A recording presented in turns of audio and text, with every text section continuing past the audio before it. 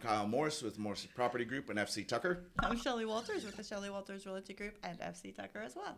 It was just pouring. It's freaking March. It's March. crazy. Like February went by. So it's weird. We had January, which was like really, really gray, right? I think we had the most amount of days without sunshine in the history of January. Well, since and it's been everybody said recorded. January was a year long. I don't get it. Everybody just felt that way. Now February went by in like In a heartbeat. Yeah. So. Yeah. Nobody wants to recognize February, and it was even a day longer this year. Yeah. Right. I Anyways, thought about all the babies that were born on February 29th. I know somebody who was born on Leap Day. Mm-hmm. Not just a couple days ago. Yeah. I think she was 6 or 7 this year. Is she really 49? Yeah. Like that.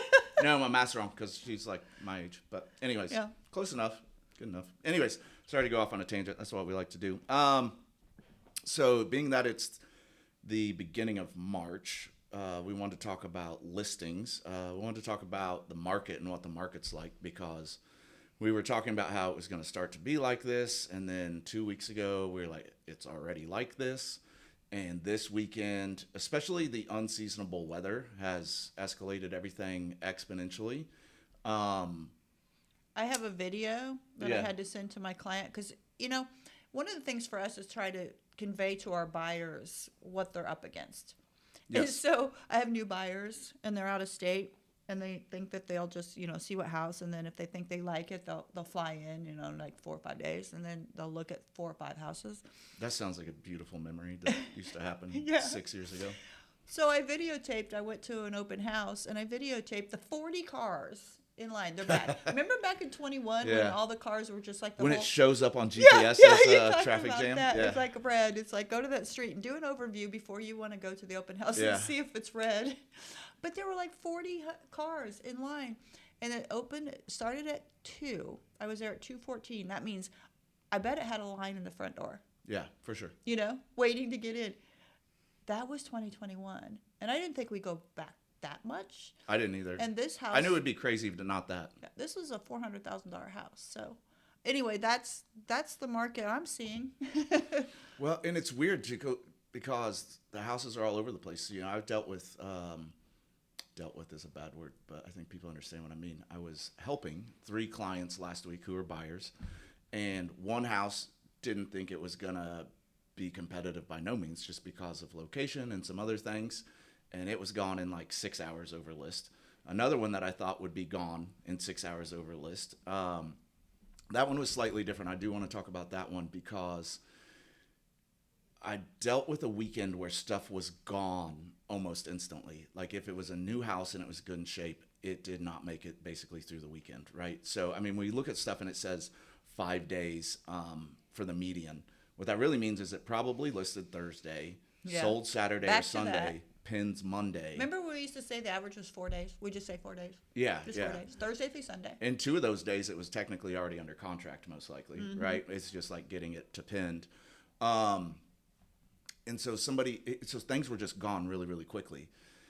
And I had an agent who knew they had a really good house, and they were like, hey, showings till Monday, offers due Monday, blah, blah, blah.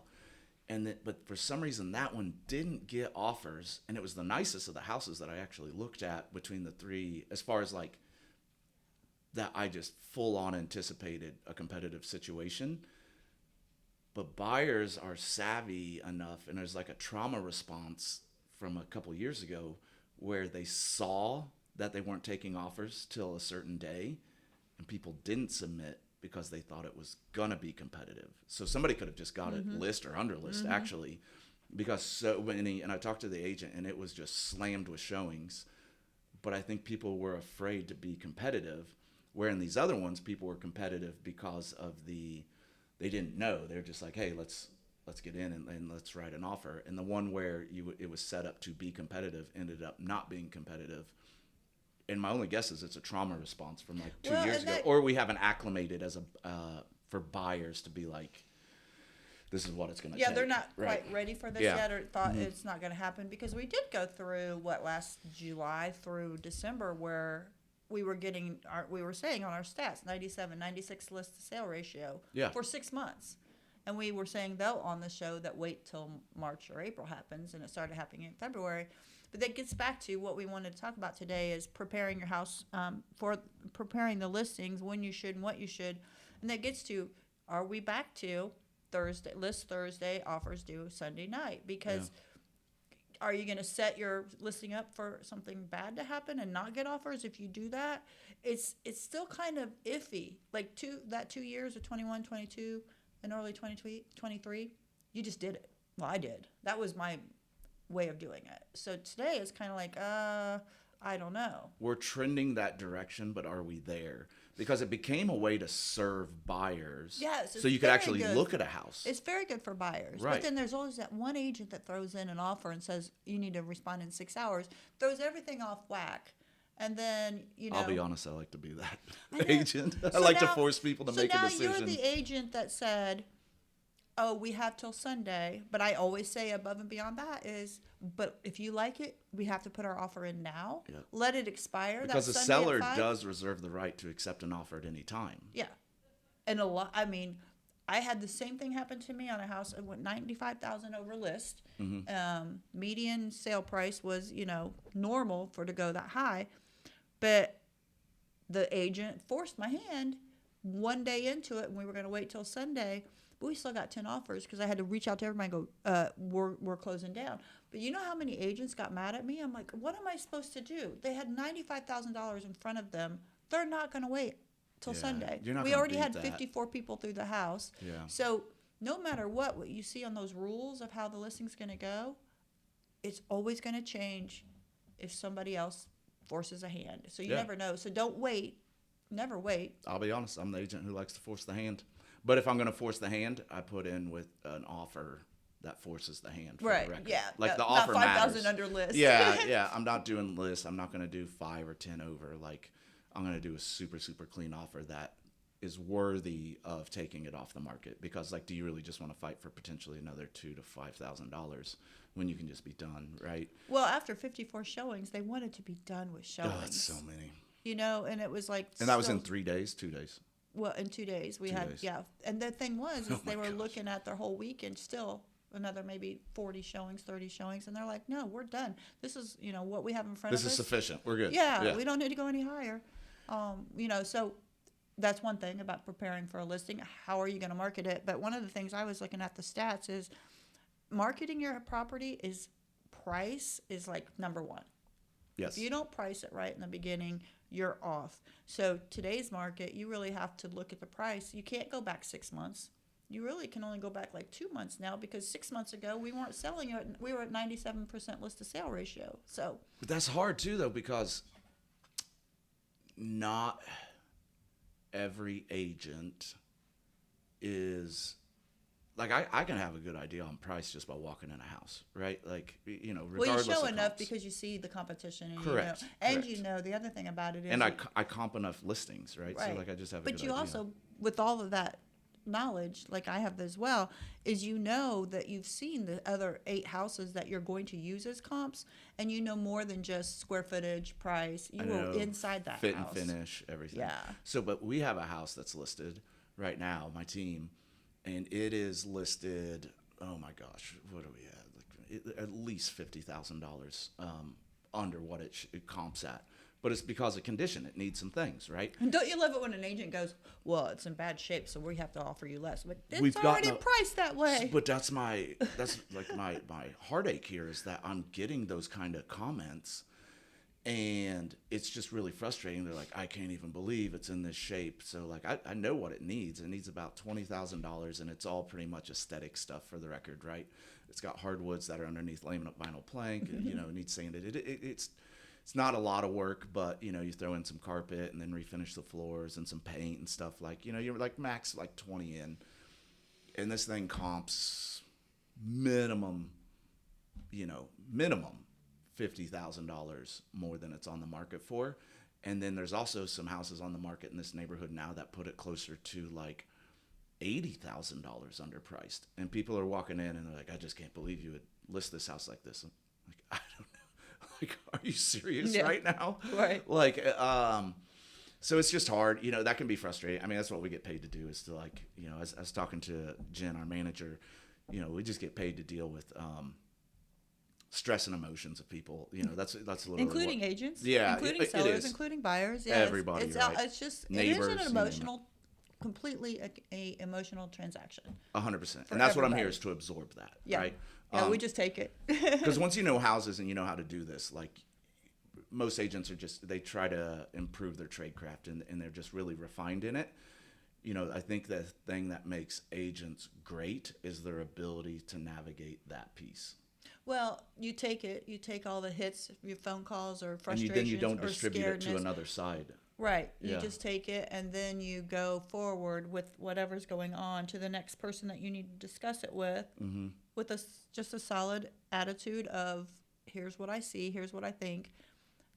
But there are some people that can just turn around and they magnify it when they speak it Yes. out, and you're Yeah. like, I've dealt with agents who I can tell they're so stressed out. yeah, they couldn't handle the emotion, and so then I'm receiving it. But still, like, I just absorb that. Right. Like, it is what it is. I'm not going to pass that on to my client to then maybe make a transaction toxic that doesn't, because an emotion got thrown in there somewhere. Yeah. It's that, because that'll get We in the just way know of that's going to decision-making. happen. In my for opinion, sure. you just know it's going to happen. When it happens, it's not fun. But when it happens, you're like, okay, Yeah. let's think about this. Let's go on. Let me, I'll get back to you. I love this job, and people like they want to live vicariously through our careers, and I think it's beautiful. But I just don't think people understand. Like, I get kicked in the teeth on a daily basis, and just smile and ask for more, and oddly enough, still love it, because I'm a masochist, I guess. But I don't know. So, but that's a total tangent. Apologize to everybody. But I like to tell that stuff. Like, I want people to know what it's like for new agents, like how to handle it, for people who are clients out there. Raquel, she took her classes, and I asked her when she was in the class, I said, ask around, or maybe even the teacher's going to ask, why do you want to get into real estate? And she said exactly, she said exactly people. what I knew they were going to say. The money, the cool cars, When your do those schedule, kick in? your The money and the cool cars. Yeah, that your schedule is going to be your own. You can make your own schedule. I mean, the things that those they are all the said, things I believe too. right? Yeah, and then here we are. Yeah. But I mean, you just want to be able to tell them, please get rid of the pie in the sky and get back to the fact that this is people's most expensive asset and their livelihood and where they're going to live. Families and their future. I mean, it is not about you at all. So when they teach it, you're in there talking about riparian rights and Superfund and CERCLA and all this stuff. And like, if there needs to be a whole day on what do you do for self-care to navigate emotions, right? Like, I mean, that's it. Well, I have a psychology degree, and I stress. swear to God, I use it all the time. All the time. And there's been times where I just sit and go, okay, can we just talk about this for a minute? And I just, like, literally start being a psychologist. Like, who hurt you as a child? Yeah. Right. Well, are you okay? Yeah. So anyway, so it gets back to what we're trying to say is getting your house listed and ready is just so many things that you need to do. You always talk about doing it, sooner than later, not like want to be listed next week, because we can't. That just doesn't help you. But I just can't. People will do it, but you're doing yourself a disservice. Well, I think that happened this weekend. I was showing a house, and I was doing it virtually for my people from out of town. And I always say, if I'm going to do virtual out of town buyers, and they're going to have to buy a sight unseen because they can't get in this market and see it next week, they need to see everything about that house, not just, the box, like walk around and just show the box. I go down underneath the cabinets. I show the cabinets if they're scratched up. I show the dirt on the thing. This house was so filthy. And I literally was showing them the filth. You can't see that in a video on widescreen. You have to get down and show this. And that's what I want to do, is be there for them, to be the eyes and ears. And the smell, like I said, it smells like dog and all that stuff. And by the time I was like on the main level and started up the stairs, which was disgusting, along the banisters, they're like, we're done. Well, so why don't you get your house ready? At least get it cleaned. But that goes to what we were just talking about, right? So emotion matters. And so when I am representing a listing, I 100% try to sell emotion. And when I'm representing a buyer, I 100% try to remove emotion. Yeah. Right? Like that's just how I work. So I do everything I can because I help a lot of buyers too, obviously. I know what conveys negative emotions in a property, and something like what you're talking about conveys a negative emotion because you start to wonder, because you've been there when people go down these rabbit holes, what else is wrong Right. with it? What can't we see? Right. So like for me, yeah, like I do That's everything. so easy. It's so easy. Like So easy to clean. we have one right now, like fresh mulch is going down this week. I'll be power washing. I don't know why people don't power wash more. When you put down some black mulch and power wash a driveway, Or the sidewalk. It's all so of pretty. well, it's so pretty. because it's the color contrast, right? And it creates emotion, right? And it's pretty. First impression. First impression absolutely matters. So I get it professionally cleaned, all of these things. And yes, this costs me money and all these things that I have to do, but I get a better result because I'm selling an emotion. I would argue doing those things is more important than staging the property, quite honestly. Well, that is staging. Actually, you know what? That is fair. So when I say staging, I mean furniture and stuff like that. Right. But not every house needs staging. And yes, staging can help. And yes, there are houses that I have done insanely well with specifically because staging does so well. But not every house kind of needs it, if that makes sense, right? Some houses just like... I don't like empty houses. I'll stage because I have a staging company. Yeah. But I'll stage empty houses. I really think, but I'll just do the main. I don't do the whole place. You just have to do first impression, walking in the front door, the kitchen, the bathrooms, and the master bedroom. Just my idea of what you want to do. But empty houses have an empty emotion. That's my feeling. they're devoid of emotion. They create nothing. They're not warm. And they always show small. I know, isn't that funny? Always show small. And then people put furniture in them. They're like, this room is bigger Massive. than it looks like it. Yeah, because you can't quantify 20 by 20 until you throw in a massive couch and see how much room there still is. Still is, yeah. Right. So to that point, I will not sell a house vacant most times, and when I love to represent a buyer and buy a vacant house. Well, not a vacant house, but a house that isn't staged, because I can see what it's going to look like. And usually it doesn't show well, so I can beat them up on price because it's not getting good responses, right? It does. I think, and there's no way to quantify it, though. Like you'd have to actually have two houses exactly the same next door to each other with the exact same yard, stage one and not stage the other, and see days on market and what happens.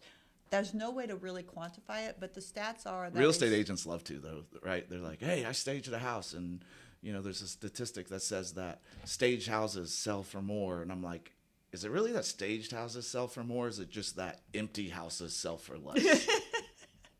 I don't know. Every stat can be made up to quantify what you want to do. Well, and normally the staging stats you're seeing are coming from staging companies. Yeah, imagine that. Stage with me because you're going to get 10% more for your list price. It's like getting a Google review from my mom.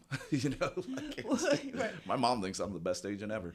So I was going to say too. So what I was looking at was talking about price being probably the best foot forward, above and beyond everything else. But if it's dirty, you're going to have to adjust the price. But the thing is, as I was looking at days on market, so specifically in Westfield, I was trying to figure out, there was some high days on market. One was at 176 and one was at 153. Not new builds, not that were waiting to come out of the ground. Resales, yeah. And the 176 days on market, they had lowered the price over the time period $30,000. And the other one is 153. They had lowered it at $85,000.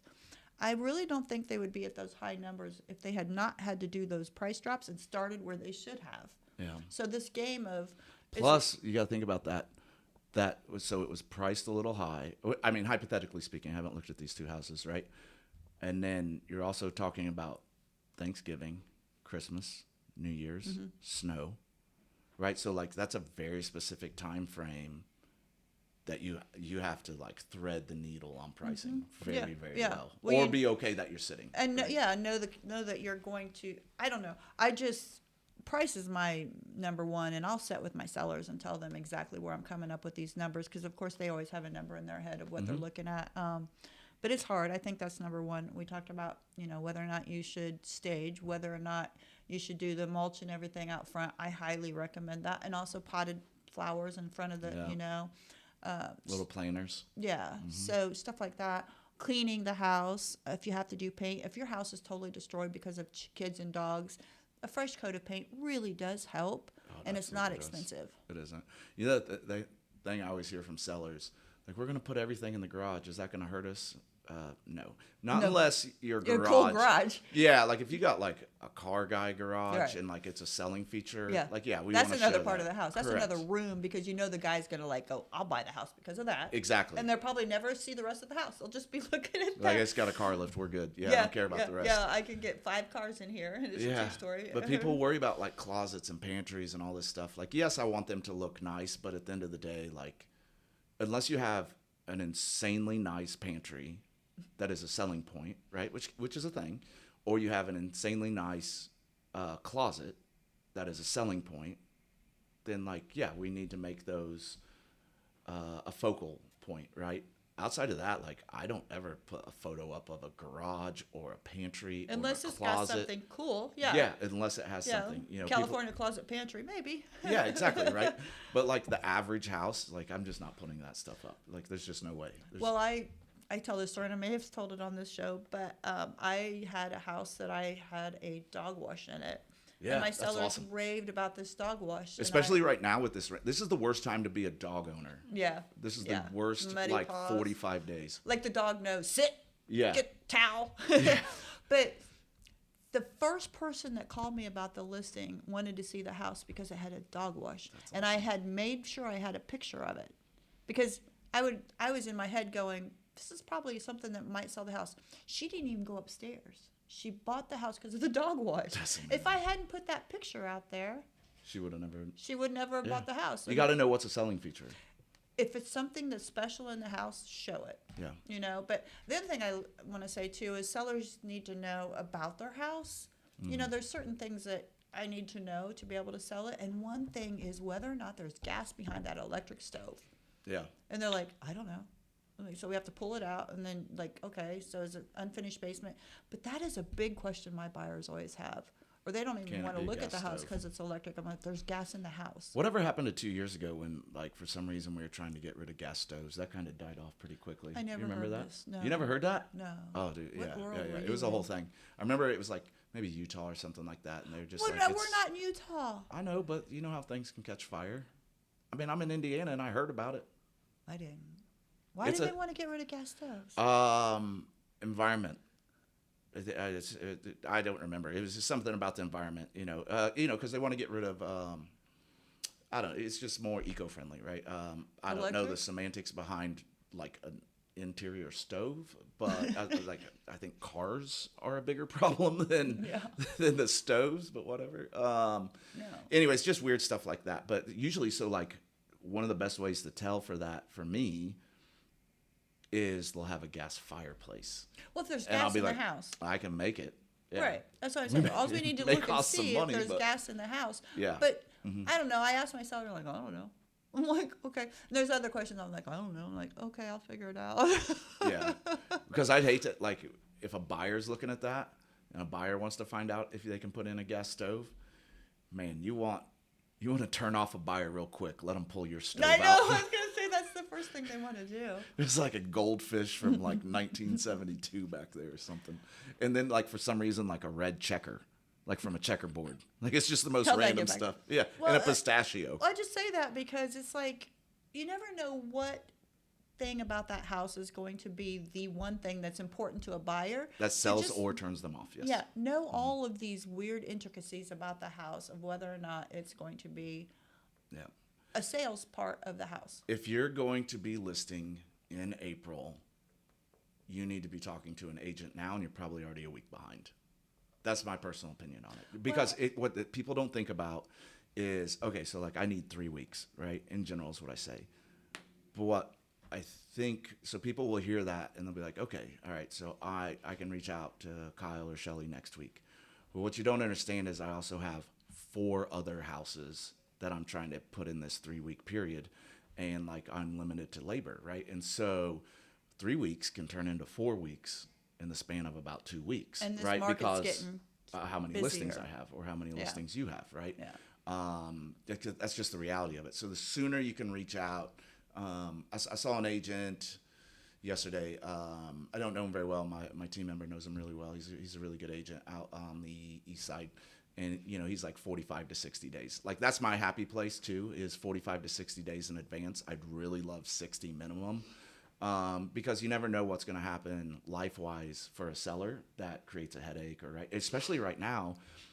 We've got spring breaks coming up, which is like this weird place of, hey, that's awesome because you'll be gone and I can get in the house and I can get some stuff done. But guess what? Like, I also have spring break, for the record, Right, or like right. you have spring break. Right. So there's just a lot that goes into Everybody disappears, it seems. A lot of people They disappear do. at They that do. time. And they're all staggered weird, right? So, like, my spring break starts, You don't think- Friday. Really? Yeah. Wow. We got 2 I'm weeks. gone March 30th, so I think that's when ours is. But I leave next Wednesday, so that means it starts technically Friday's their last day, right? And then we're off for 2 weeks. But, yeah, Carmel's is, like, usually 1st of April. Right? Beginning yeah, of that's April, when we're right? going March 30th. But Yeah. that gets back to what you're not off. Oh, gosh, no. Like, your phone's No, on, your no, no, computer's no. with you. I'm I listing mean, 2 houses while I'm in, right. in Florida. And Yeah. that's when 5 people want to make an offer. I mean, Yeah. that's just another week for us. We just aren't present. We have a team to help us and take care of things and get it done for us in person. Yeah. But we are not gone. Both of you. I'll both be out of the us, country, but I'm not gone. Well, both of us have the luxury of having a team. So Yeah. my whole team works together in unison. Yeah. So, like, we're all, like, when you get one of us, you get all of us, right? And so that's a huge benefit with my team or your team, because we do work in unison. And so you have more eyeballs, more help, more Right. resources, all of that stuff. You never know what's going to happen. People get sick, people die, whatever happens. Unfortunately, sorry for your father's passing. But you just never know what's going to take it. And if you're an individual agent, that's just a little harder. So we can get out away, but just for everybody to understand, we never leave. We always have our phones with us. Yeah. But you were talking about the timing of it. Wanted to say, we are getting to the point where if people want to move before school, we're kind of getting there where we have to talk about that Right for now. a 30 to 45 day close. So you want an offer by the end of May, so you close by June 30th to July 15th. So if you want to have an offer by the end of May, and we're looking at, up to 30 days on market, we'll show the stats later, they're kind of coming down. But that's a May 1st, middle of April listing, and you should be getting ready now. We're here. I wrote an offer yesterday. We came in second. We didn't get it. Somebody came in last minute, cash over list. And you can never beat Yeah, cash. you can't beat that. Like, I always tell people, Cash is king. It's true. I can get you in the top 2 or 3. I can't tell you. I can't predict somebody's desperate offer, right? Like, I just can't. Like, somebody's going to throw 95,000, right, or over Yeah, list, or I whatever had it that may done, be. and they guaranteed it and everything, and then still balked. Right, at but the if I end. came in number 2 and I offered like 60 over, like that, like that's a very strong offer. I can't predict somebody's Yeah. desperation that Yeah. Somebody Or their else, right? ability to spend money. Yeah, exactly. So, but when I wrote this offer, they didn't have a house yet, and they were moving to another state, and we did 45-day close, 30-day post-closing possession. I mean, that put us into like May 20th for possession. Yeah. Right. And Yeah, it's like March. What is it? It was March 4th. Well, and seriously, what I just said, backing us out, we are really 2 weeks from that school coming into play. Yeah, like we are. For a 3 to 4 week prep on the listing. Even if you do a 2-week prep, we are into March. You're into the school system if we're looking at days on market and what the seller might need, because we do have sellers that need lease back for 30 days to still find a house. We're still seeing that. So yeah, if you're thinking of listing your home, it's time. Yeah, it is. Especially if you have a family home. If you're going to be family spring homes. or summer market, like, you need to be talking to an agent now. You just do. So. Yeah. And the cool thing is there's a lot of stuff coming on the market, as we can talk about and go through the stats. So Yeah. for me, for Fishers, we had 40 go on the market, Wow. which is double Yeah. what we've been experiencing. That's crazy. I mean, past 2 weeks, I had 23. I had 22 the week before that. I could go back for Yeah. 3 years. But and then this week we had 40, literally 100% increase, right? So, and it felt like it. There was a lot of good houses, and they were going quickly. Did you notice that they all listed on Thursday? They didn't. No, I They did. didn't. With what my buyers are looking for, it was. So my buyers are like, "Why is everything coming on the market today?" And I'm like, "I think we're back to that Thursday list date." I hope so, because I always tell buyers, Tuesdays and Thursdays. Those are the days to look, right? New ones come on the Yeah. market Thursday, and ones that made it through the weekend, look at Tuesdays because Mondays they'll pinned, right? So I did see the majority, for the record. Like, I don't want to say I didn't see it. I did see most of it is going on Thursdays, but I saw some Saturday and Sunday listings this weekend. I did too. Yeah. A Saturday listing, no showings till noon Sunday, offers due by 6 Sunday. That's crazy. You're just setting your seller up there because, I mean, the As a emails buyer's agent, don't- I don't even want to yeah. get into that, like you were talking about. I don't want to get into that. I don't. That's like too much for your buyers. I mean, Yeah. you know, That's really quick. their sense of well-being. Yeah. Let's see. With Fishers, though, so 22 of them are still active, 18 pended, but 28 of them total pended. So we actually picked up inventory in Fishers, which is really, really nice and obviously very, very needed. Average days on market is 28, but the median is 5. And I'm telling you, it absolutely felt like it this past week. It was just really, And really that's quick. that past 7 days, median of 5. So Yeah. this is the market we're in right now. And it's the 5th of March. So that was technically part of February last week, right? Last So, week of and then in February. Noblesville, I had 21 go on the market, 13 are still active, so 8 pended, but 27 pended. So I actually got negative inventory again in Noblesville. And they're the same days on market. 28 days on market is the average, 6 is the median. And I just hope Noblesville starts picking up some positive inventory, which I think they will. I mean, Fishers and Noblesville are just very similar. I feel like Noblesville tends to be just a tad behind, and I feel like Carmel tends to be a tad ahead, but I actually feel like Fishers is currently the leading racehorse this spring market, but I don't know. Let's hear what your numbers are and we'll make Yes. that determination. Yeah, well, Carmel, we had 28 lists, 14 of those pended, so half of them, but a total of 28 pended. So we are seeing a little positive, but not much on inventory. But again, like we were talking about, so the past 7 days is 18 days average on market and 4 median. So 4.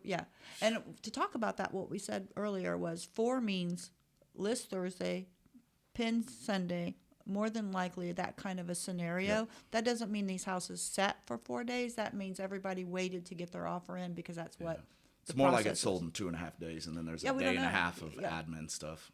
Or also just people waiting Yeah. to make that offer because they were told they could. So if you don't, how many days those are could be 1. Yeah. But they're 4 because of the rules that were left behind. So Right, because that winning offer could have came in on Thursday night. right. Yeah. So 4 means we are at make your offer as soon as you see the house and you like it. Put your best Be foot forward. prepared for that. And if you aren't prepared for that and you're going to get buyer's remorse, then like I was trying to say is why I showed those houses that were all being, 40 in line to get this. I wanted them to understand I'm not just saying you need to be ready. I'm not trying to push you to buy a house. I'm not trying to push you to make your decisions. I'm just telling you if you seriously need a house, want a house, and this is what the house is that you want, it's Get got ready. everything you need. You have to do it immediately, not think about it. It's just going to go away. And I have one buyer that's like, "What that house that we really like sell for? Do you know yet? It pended, but I want to know what it sold for." Next day, you know what that house sold for? And I'm like, we should have made an offer on it. But anyway, that's Westfield 29 hit the market. 9 of those pended, but 23 total pended. Westfield again slows down in average days on market because of the new build. So 51 average and 14 median. And was like I was talking about though, there were a few of 176 and 153. So if I pulled those out, we'd probably be closer to 6 or something. Then going back to Carmel, I want to say real quick, there's 89 active, anywhere from 170 to 5.9, 22 over $1 million out of those 89. Wow.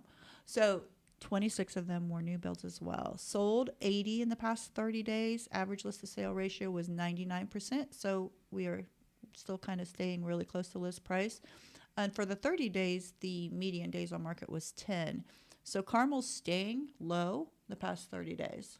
And then Westfield, like we were talking about earlier, but I'll go into the actives. 171 is what's on the market. 103 of those are new builds, so only 68 resales, anywhere from 248 to 3.4 million. And in Westfield, 14 are over $1 million. And then how many sold in the past 30 days was 110. List to sale ratio was 98%, and average days 48, but median was 18. So we went down to 14 median in Westfield, so going down as well on days on market. Zionsville, that little bitty town over there, get 6 hit the market, 3 pended, but 8 total pended, so negative inventory there. Average days on market were 21 in the past 7 days. 15 was the median. And currently there's 36 active in Zionsville. That's so low. Remember the show that we had where we were talking about, but in what price point, how many are there? I didn't do that, but 36, that's quite a bit. The amount that sold was, well, I should say, I'll go back to, there's 15 new builds of those 36, and anywhere from 364 to 7.9 million, and there's 17 over 1 million that are active in Zionsville right now out of those 24. I'd be curious of those. That's a lot of new builds for there, so I wonder how many of those are kind of the west side of Zionsville where you start getting into Whitestown, because there's a ton of new construction over at Whitestown, right? Lebanon, all of that area, so I bet some of that is kind of in that northwest corridor up there, if we dove into it. Zionsville just amazes me every week about the inventory. And the days on market, it seems like it would correlate to the fact that there's no inventory. But in the past 30 days, the 24 that sold, 100% list to sale ratio, and the median was 3 for 30 days, but it's up to 15 this past 7 days. So Zionsville just kind of goes like it does up and down, thing. up and down. It is just impossible to really think about what's going to happen there. So that's a outlier many different ways. But if you want to list there, you'll do well. I can tell you that much. But the problem is people move to Zionsville and they just go there. Never leave. We see that, I mean, it's just a beautiful town. I mean, it's I don't know. I love Zionsville. I grew up in Zionsville, and I know a lot of people that I went to high school with still live there. Yeah. Whereas I am not like that. I do not live in the town that I grew up in. Well, you grew up. Okay, so we won't get into this. We'll get into this another time because you're actually a country girl who's been relocated, right? So, anyways, we just wanted to get into, like, if you're thinking about selling, you need to get ready, like right now. The other thing I think people are concerned about, they're like, I don't know if I want to sell. You need to talk to us still right now. There are plenty of houses that I get ready, and then we just don't end up doing anything. It's okay. You know, like if I don't, like, this is what I do for a living. Like if we're not ready, we're not ready. Like I just am here to help people. Well, they also need to know. Because I got to find you something. So. Right, yeah. That's the whole, and I think that's what scares a lot of sellers is I don't have anything. Well, we can work that whole listing out so you are never homeless. You stay in your home after you get the offer. Buyers know up front they need to do that. So we only bring buyers to you that are willing to do what you need. Right. I mean, you're not going to have a buyer come into your house that isn't going to do that for you because the rules are out there in the listing itself. So anyway, with that, talking about getting ready and being a seller too, is knowing what the value of your home is. You may not have any idea. But if you bought it 5 or 6 years ago, you may be surprised what your house is worth. And this is a time, if you're thinking like moving to Florida or anything like that, you call us and we'll just give you the free information that you need. Even if you think you know, you don't know. That's the reality. It's crazy. Yeah. I mean, we deal with that all the time. People are like, hey, or I go look at a house and they'll say, oh, that's overpriced at that. I'll be like, why don't you walk me through how you came up with that? That is overpriced for the record. But my experience is, obviously there's some outliers. Agents accurately price. That's just, I mean, people take a lot of pride in the profession. It matters if you're not accurately pricing because, you know, your house You'll lose money. Yeah, exactly. So, you'll lose money. That's just my experience. I know people think that, but like we just don't inflate prices. Like I have to go off the data and I have to be able to support it. Throw a dart at the wall. Oh, it landed there. Well, the other thing about it too is just knowing that I always tell my sellers in this market, you can never price too low because the market's going to correct itself when the buyers come to look at the house. Yep. They will determine what they want to pay for it. That's never been in the history of real estate, in my opinion. If you priced it low, that's what you get. In today's market, we're still seeing multiple offer situations if it's priced low because people are going to compete immediately on that house and pay above and maybe either get to where you should have listed or more. But if you start the other way around and you start high, and everybody knows that because these buyers aren't stupid. You know, they've been in a lot of houses. The agents are in houses, so they know not to go there, and they'll just wait and see you lower the price. So it is a very tight fit way to get a price. Yeah, it's a balancing act. It absolutely is. So, anyways, thank you for joining us this week. If you have any questions or anything like that, feel free to shoot it to us, and we'd love to answer them. We've got some special guests coming up here in the next couple of weeks. That'll be really good. We got some mayors. We got some critter control that we're going to talk about. Yes, they're next week, critter control. It's funny. She reached out to me and said she wanted to maybe come on the show to talk about how critters are involved in real estate and the transaction and everything. And I'm like, even myself went, okay. I can't wait to hear what you I'm say. curious. Yeah. We're probably going to be talking about. Never mind. We'll talk about it next week. Yeah. It'll be a surprise. Yeah. Anyways, so and the mayor, a couple of mayors coming on. Upcoming. So good shows. If you yourself, like she reached out to us for critter control, if you're interested in possibly coming on because you think you have something that you could give information out to buyers, sellers, agents, we'd love to have you also reach out and we'll talk to you about getting on the show. All right. I'm Kyle Morris with Morris Property Group and FC Tucker. My number is 317-649-5122. Shelly Walters with the Shelly Walters Realty Group. My cell phone's 317-201-2601. Thanks so much for joining us.